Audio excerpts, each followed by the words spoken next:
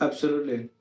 So I think 12 hours is the maximum time that is within that 12 hours. Of course, everybody would like that. But we try, and for different flights, it is different. We try up to 48 hours before the travel. We try to provide those tickets. Now, I guess we need to understand what is the purpose of the ticket first. Okay, so the purpose of the ticket is only to show at the airport when traveling. Okay, and basically we are doing that before you travel. Now, in terms of your confirmation of that flight, as soon as you book, you get an email from us saying this is a confirmed flight, and you get that confirmation from us. Now, the reason why we cannot issue that traveling ticket immediately is because when it comes to charter flights, all the passengers are ticketed at the same time. So when all the people are booked on that flight, which is around 300, which usually comes to a closure, 2 or 3 days before the flight is supposed to depart, that's when all the tickets gets issued, and that's when we share it out with everybody.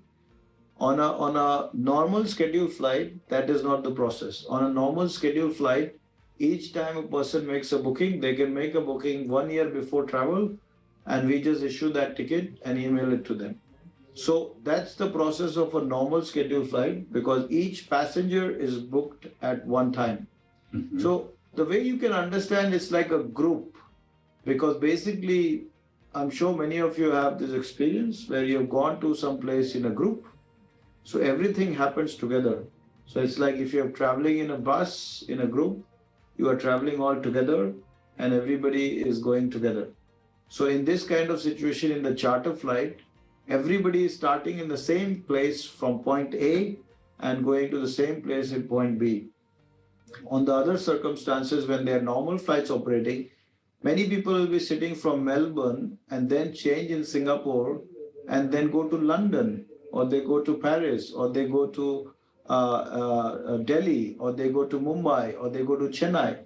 So they are free to travel wherever there are flights. Or some people even just go from here to Singapore and stop in Singapore for 1 week and then travel further, or they don't even go further.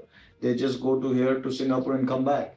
So when it's a normal scheduled flights, everybody has a different itinerary and everybody is doing their own thing, because they are allowed to do that and they are free to do that because it's a normal scheduled flight. And hence, that's where every single ticket is issued independently, and it is not dependent on everybody else's itinerary or everybody else's things.